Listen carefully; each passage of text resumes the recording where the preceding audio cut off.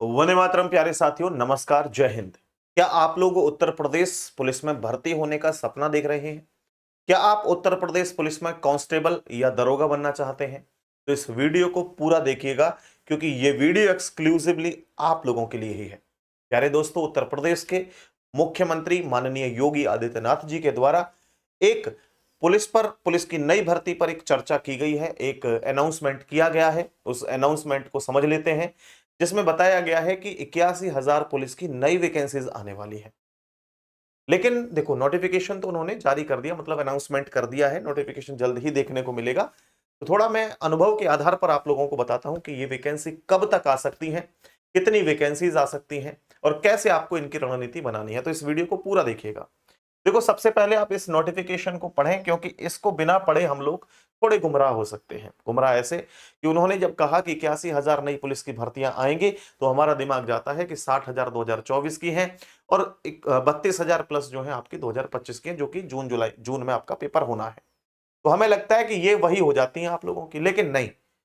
देखो भाई, इस अनाउंसमेंट के अंदर क्या है, पूरा पढ़ो। 81,000 पुलिसकर्मियों की भर्ती प्रक्रिया दिसंबर तक पूरी कर लेने की तैयारी है। सबसे पहले देखो, दिसंबर तक पूरी करने की तैयारी है मेरे प्यारे दोस्त। यह सरकार के लिए एक बड़ी उपलब्धि के रूप में सामने आ सकती है। यदि 60,000 तथा 32,679 के अलावा, इसके अलावा मतलब जो 60,000 2024 और 32,000 2025, इनके अलावा 81,000 भर्तियों को जोड़ दिया जाए, तो यह आंकड़ा कुल 1,73,923 हो जाता है। मैंने आपको एक वीडियो करीब 1 से 1.5 महीने पहले बनाई थी, तो कुछ ज्ञानियों ने कहा था कि ये भर्तियां तो करवा दी गई हैं भाई, तुम कहां से ये न्यूज लाते हो। तो मेरे दोस्तों, कंपटीशन गुरु पर कोई भी बकवासबाजी ऐसी नहीं कर दी जाती है। चीजें जो रियल में होती हैं वही बताई जाती हैं। फेक यहां पर हम खबरें नहीं फैलाते कभी भी। तो मेरे दोस्तों देखो, आप लोग देख रहे हो, 1,73,000 भर्तियां हैं टोटल। लेकिन उनमें से मैंने बताया ना, नई वैकेंसीज जो आने वाली हैं पुलिस की, वो 81,000 है। 81,000 वैकेंसीज कब तक आ सकती हैं, सबसे पहले ये समझ लो आप लोग। 81,000 जो नई भर्तियां हैं वो कब तक आ सकती हैं, सबसे पहले ये देखो। तो अभी मेरे भाई 32,000 प्लस जो वैकेंसीज आपके 31 दिसंबर को आउट की गई थी 2025 में, उसका पेपर जून में होना है, आप जानते हैं। तो ये भर्ती जो आएगी वो जून के बाद ही आनी है। जून में तो लगभग नहीं आएगी, तो मैं कहूंगा कि जुलाई में अगर ये भर्ती आ जाती है, यानी कि इसकी नोटिफिकेशन आ जाती है, तो जून में नोटिफिकेशन, 1 महीने का समय आपका फॉर्म भरने के लिए दिया जाएगा।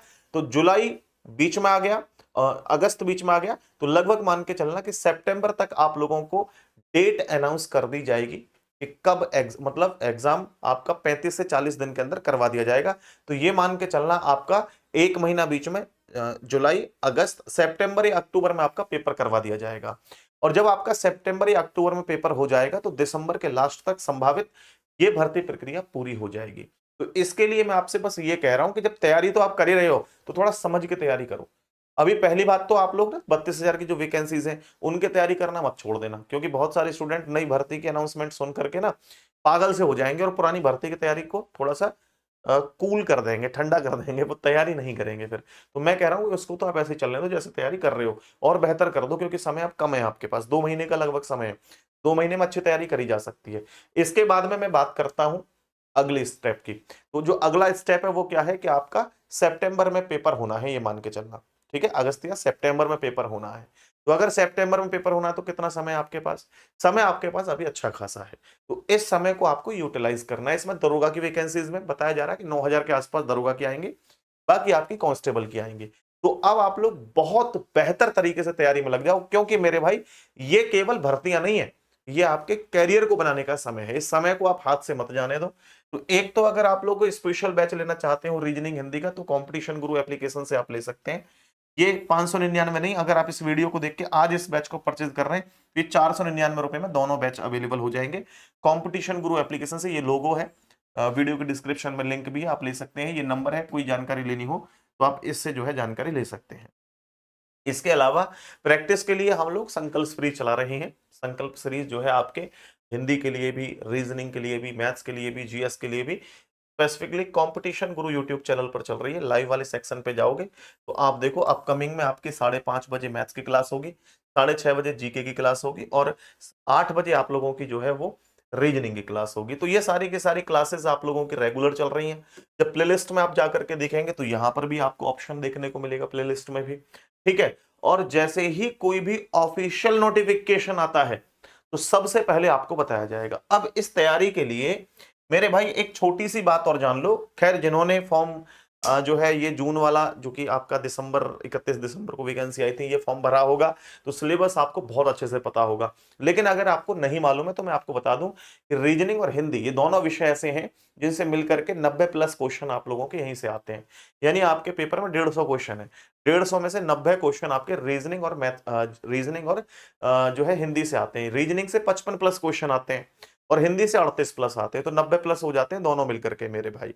तो आपसे बस मैं ये कह रहा हूं कि अपनी तैयारी को बहुत बेहतर बना लो और रीजनिंग को और हिंदी को तो घोल के पी जाओ। इसके अलावा मैथ्स को थोड़ा बहुत देख लिया करो जरूर, कि अगर आपके 18 क्वेश्चन के आसपास आएंगे तो 18 में से कम 10 12 13 सही हो जाने चाहिए। और अगर मैथ थोड़ा बहुत सही है तो फिर सारे ही सही हो जाने चाहिए, क्योंकि इजी मैथ आता है। और जीके में भी आप लोग जो है अपना बुक वगैरह पढ़ना शुरू कर दो अभी से, और एक सही सिस्टमेटिक तरीके से तैयारी करना शुरू कर दो। बेशक आप डेली 4 घंटे समय दो पढ़ने को, लेकिन रेगुलरिटी बनाए रखना बहुत जरूरी है। रेगुलरिटी नहीं है कुछ नहीं, आप 8 घंटे पढ़ लो, 3 दिन छुट्टी कर दो, फिर 10 घंटे पढ़ लो, उसका कोई मतलब नहीं रहता है। तो मैं ये कह रहा हूं कि 4 घंटे पढ़ो बेशक, लेकिन रेगुलरिटी के साथ पढ़ो, डेली पढ़ो। बाकी हम आपके साथ हैं।